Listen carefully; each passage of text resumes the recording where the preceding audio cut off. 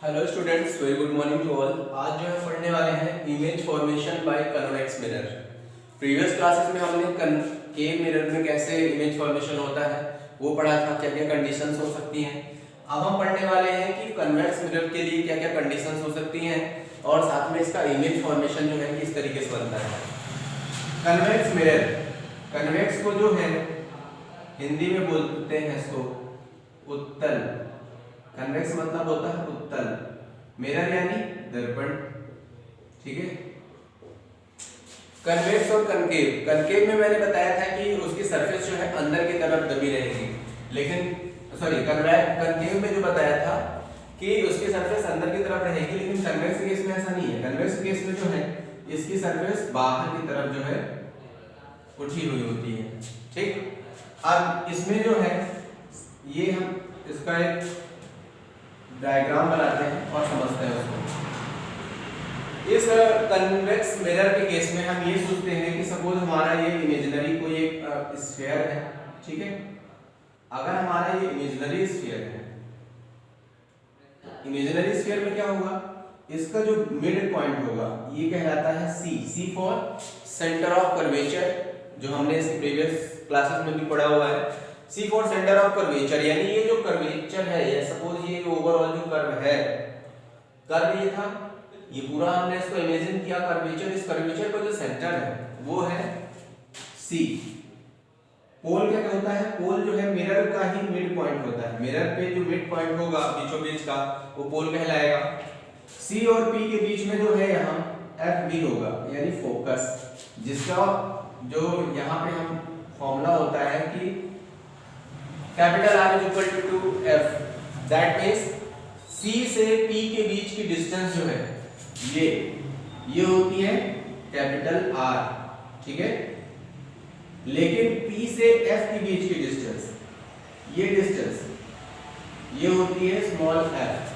तो R और F के बीच का जो रिलेशन है कि capital R is equal to 2F, यानी वक्रता त्रिज्या, यानी इसको रेडियस ऑफ कर्वेचर को हिंदी में बोलते हैं वक्रता त्रिज्या। वक्रता त्रिज्या जो है F यानी फोकस जो होता है, फोकस, या ये कहें कि सिंपली फोकस से जो ये पोल की दूरी होती है, ध्रुव की दूरी, ये कहलाती है फोकस दूरी। तो वक्रता त्रिज्या जो है फोकस दूरी से फोकस दूरी के 2 गुने के बराबर होता है। वक्रता त्रिज्या R फोकस दूरी के 2 गुने के बराबर है, ठीक है। यानी radius of curvature is equal to 2 times of focal length.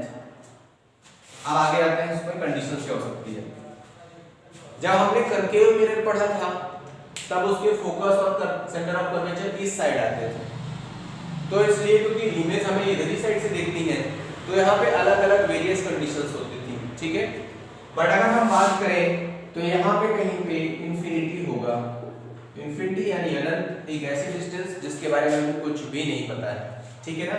तो एग्जैक्टली हमें इसकी डिस्टेंस यानी नहीं पता है कि कहाँ पे है, बट ये कहीं इंफिनिटी में है। तो पहला कंडीशन हमारा होगा एट इंफिनिटी, ठीक है। ये तो है हमारा पहला कंडीशन। दूसरे कंडीशन की अगर हम बात करें तो अब जैसे वहां पे था कनकेव मिरर में कि पहली कंडीशन तो एट इंफिनिटी ही थी, सेकंड कंडीशन थी बियॉन्ड सी, उस केस में, कनकेव के केस में। अब कन्वेक्स के केस में क्या होगा, यहाँ पे अब सी तो है नहीं, सबसे पहला जो हमारा पॉइंट है वो है पोल। तो हम यहाँ पे चाहे तो इसको बियॉन्ड पी भी लिख सकते हैं, या चाहे तो हम इसको लिख सकते हैं बिटवीन इंफिनिटी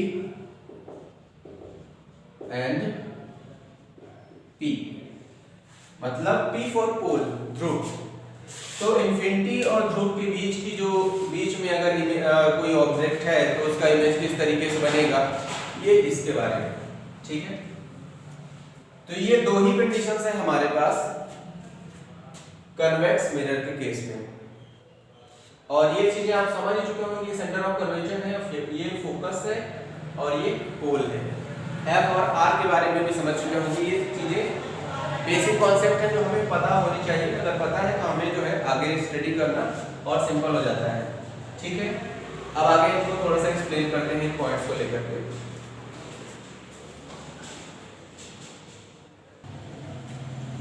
तो चलिए पहली कंडीशन से लेते हैं यहाँ पे एट इंफिनिटी, ठीक है। अब जो पहली कंडीशन ले रहे हैं एट इंफिनिटी, हम सपोज मानते हैं ये कोई हमारा एक ऑब्जेक्ट है, ये कहीं इंफिनिटी अनंत पर है, जिसकी लेंथ हमें नहीं पता, सॉरी डिस्टेंस नहीं पता कि मिरर से कितनी दूर पर है ये।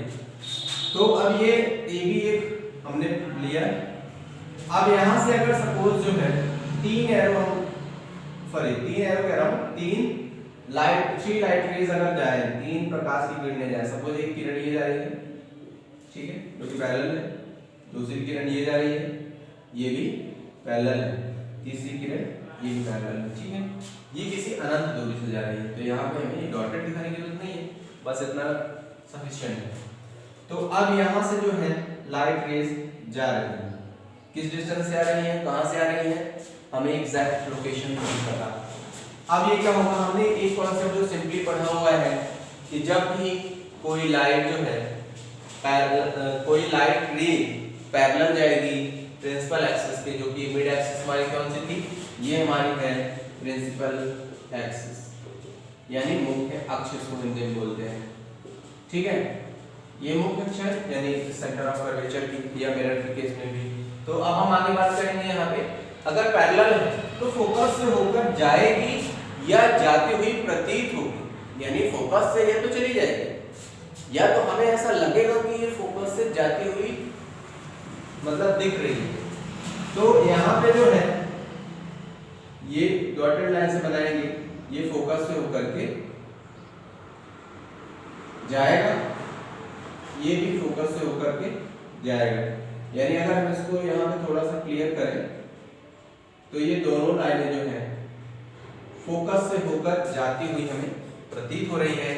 अब इस फोकस की लाइन को जो अगर हम थोड़ा सा और बढ़ा दें, मतलब इस लाइन को हम ड्रॉ कर दें, तो ये इधर चला जाएगा, इस लाइन को अगर हम ड्रॉ करें तो ये आ जाएगा इधर, यानी ये जो इमेज के लिए जो रे था वो टकराया, टकराने के बाद ये इधर रिफ्लेक्ट हो गई, ये इधर रिफ्लेक्ट हो गई, लेकिन हमें ये यहाँ से फोकस से जाती हुई प्रतीत होगी, यानी लगेगा कि फोकस से ही जाती है, क्योंकि ये कॉन्सेप्ट ही है मिरर का, ठीक। जब रिफ्लेक्शन होगा तो ये पैरेलल एक्सिस के पैरेलल अगर रहे हैं तो फोकस से ही जाएगा, ये कॉन्सेप्ट है। तो अब स्टार्ट करते हैं इसमें इमेज फॉर्मेशन कैसा बनेगा। सबसे पहली चीज तो इमेज जो है बनेगा वर्चुअल। वर्चुअल का मतलब आभासी, आभास होगा कि इमेज अंदर बना हुआ है। दूसरा इरेक्ट, सीधा प्रतिबिंब बनेगा, ऐसा नहीं होगा कि हमारा लेफ्ट उसमें राइट दिखाई दे और उसका राइट हमें लेफ्ट दिखाई दे। सॉरी, सपोज ऐसा होता था कि हम जब लेफ्ट को देखते थे तो मिरर में राइट में दिखता था और राइट को देखते थे तो मिरर में लेफ्ट में दिखता था। लेटर्स वगैरह को के इमेज को भी शो करने के लिए आपने देखा होगा एम्बुलेंस में कई बार मिरर यूज करते हैं कि एम्बुलेंस में जनरली हमारे मिरर में उल्टा दिखाई देता है जब भी हम पीछे की तरफ देखते हैं, लेकिन एम्बुलेंस में ऑलरेडी उल्टा ही लिखा होता है, और जब वो मिरर में देखते हैं हम तो हमें एम्बुलेंस की स्पेलिंग बिल्कुल करेक्ट दिखती है। ऐसा क्यों होता है? क्योंकि इमरजेंसी केस में जब एम्बुलेंस जाती है तो उस टाइम पे जो है कोई भी प्रॉब्लम एम्बुलेंस को ना आए, पीछे वाला सामने वाला जो वाहन जा रहा है उसे पता रहे पीछे एम्बुलेंस है तो उसे साइड भी देनी है उसको, ठीक है। तो वर्चुअल और इरेक्ट बनेगा, ये तो था वर्चुअल और इरेक्ट साइज देखने के अकॉर्डिंग, जैसा हम उसको वहां पे देखेंगे, लेकिन साइज के अकॉर्डिंग हम बात करें तो ये बनेगा highly diminished point size. Last time हमने देखा था कनकेव के केस में भी हाईली डिमिनिश्ड पॉइंट साइज बना था, यहाँ भी हाई डिमिनिश्ड पॉइंट साइज का इमेज एक बनेगा यहाँ पे जाकर के फोकस पर, लेकिन ये वर्चुअल और इरेक्ट होगा, ठीक है, और वहां पे रियल और इन्वर्टेड था। तो ये जो है साइज वाइज बात करें तो हाईली डिमिनिश्ड बहुत सी छोटा सा पॉइंट मिलेगा, वर्चुअल और इरेक्ट रहेगा, आभासी रहेगा और सीधा प्रतिबिंब मिलेगा, यहाँ पे उल्टा प्रतिबिंब नहीं मिलेगा जो कि नॉर्मली मिलता है मिरर जो हम देखते हैं उस केस में, ठीक है। तो ये थी हमारी पहली कंडीशन और ये रे डायग्राम था पहली कंडीशन के लिए। अब हम hello students, very good morning to all. आज जो हम पढ़ने वाले हैं image formation by convex mirror. Image formation convex mirror में हमने जो पहली कंडीशन लास्ट टाइम पढ़ी थी कि जब हमारी जो ऑब्जेक्ट है वो इन्फिनिटी पर हो तो कन्वेक्स मिरर में जो है इमेज फॉर्मेशन किस तरीके से होगा। सेकेंड कंडीशन जो कि हम आज पढ़ने वाले हैं वो है कि जब ऑब्जेक्ट जो है इन्फिनिटी और पोल के बीच में है, जो मिरर है हमारा इसमें ये जो पोल है और यहाँ जो इन्फिनिटी है, इनके बीच में अगर हमारी ऑब्जेक्ट हो तो हमारा इमेज फॉर्मेशन किस तरीके से होगा ये हम पढ़ने वाले हैं आज की क्लास में। और इसके फर्स्ट वाली कंडीशन हम प्रीवियस क्लास में जो है डिस्कस कर चुके हैं। ये है हमारी प्रिंसिपल एक्सिस जो हमने ड्रॉ करी है डॉटेड लाइन से। हमारा मिरर है कन्वेक्स मिरर, कन्वेक्स मिरर यानी उत्तल दर्पण इसको हिंदी में बोलते हैं। तो कन्वेक्स मिरर का जो आउटर सरफेस होता है ये जो हम उसकी बात करें सरफेस बाहर की तरफ जो है उभार लिए होता है। यहाँ पे जो इसका मिरर का जो सेंटर पॉइंट है उसको हम बोलेंगे पोल को हम बोलते हैं हिंदी में ध्रुव, ठीक है। तो यहाँ पे अनंत और ध्रुव दर्पण के ध्रुव के बीच अगर कोई वस्तु है तो उसका प्रतिबिंब किस तरीके से बनेगा ये हम पढ़ने वाले हैं। यहाँ पे F focus, C centre of curvature, इसको हम बोलते हैं वक्रता केंद्र। अब यहाँ पे जो है इमेज फॉर्मेशन देखते हैं, ठीक है। सपोज हम मानते हैं कि हमारा जो ऑब्जेक्ट है वो यहाँ पे है, ठीक है। ये है A B, इसको हम मानते हैं कि ये जो है हमारा ऑब्जेक्ट है। अब अगर ये ऑब्जेक्ट है तो अब इसमें से इसकी कुछ कंडीशंस हैं इमेज फॉर्मेशन के लिए, ठीक है। तो इमेज फॉर्मेशन की उस कंडीशन को हम यहाँ पे जो है समझेंगे। चलिए देखते हैं इसको। अब यहाँ पे हम इसकी कंडीशन देखें। सबसे पहली चीज तो ये पैरेलल लाइन जो है एक पैरेलल रे जाएगी जो कि यहाँ पे टकराएगी।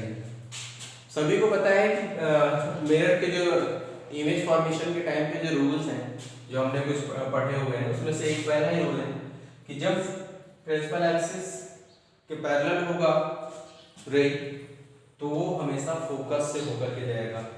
तो ये यहाँ पे टकर जाएगा या जाता होगा प्रतीत होगा, ठीक है। तो जाता कब है वो तो हमने केव मिरर के केस में देखा था, लेकिन यहाँ जाता हुआ तो प्रतीत होगा, यानी हमें लगेगा कि ये जो है फोकस से होता हुआ जा रहा है, जाता हुआ ये प्रतीत हो रहा है, इसीलिए इसको हमने डॉटेड लाइन से बनाया है। लेकिन ये डायरेक्टली ऐसा निकल जाएगा, ठीक है। तो ये था पहला पैरेलल इमेज के लिए। दूसरा है कि यहां से जो एक और रे जाएगी जो कि सेंटर ऑफ कर्वेचर से होकर जाएगी या जाते हुए प्रतीत होगी। तो सेंटर ऑफ कर्वेचर हमारा यहाँ पे है, तो सेंटर ऑफ यहां से एक रे जो है इस तरीके से जाएगी, सेंटर ऑफ कर्वेचर से जाती हुई प्रतीत होगी, ठीक है कि सेंटर ऑफ कर्वेचर से जा रही है। लेकिन जो भी सेंटर ऑफ कर्वेचर से रे जाती है वो वापस सेम डायरेक्शन में रिटर्न भी हो जाती है। अब अगर हम यहाँ पे देखें तो हमारा ये जो ए पॉइंट था, ए पॉइंट से दो रे निकली, जो कि एक रे तो इधर रिटर्न हो गई और दूसरी रे इस डायरेक्शन में रिटर्न हो गई। लेकिन ये जहां पे जाती हुई प्रतीत हुई, यहाँ पे जाकर के इन्होंने इस पॉइंट पर जो है दोनों पॉइंट ने दूसरे को इंटरसेक्ट किया यानी दोनों रेखाओं ने दूसरे को काटा। अब यहाँ पे जो है ये रहा हमारा इमेज फॉर्मेशन, यानी ये है ए डैश और ये है बी डैश। तो इस तरीके से जो है ये इमेज फॉर्मेशन इसमें हुआ। अब यहाँ पे जो है जो भी इमेज बनता है वो हमेशा कैसा होता है, पहला तो इरेक्ट का मतलब कि सीधा प्रतिबिंब बनेगा, ठीक है।